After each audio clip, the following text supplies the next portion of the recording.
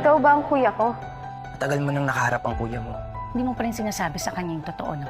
Sorry po. Hindi ko po talaga maalala. I would only scar JJ the way my father scarred us. Especially Keegan. Una pa lang, di ba?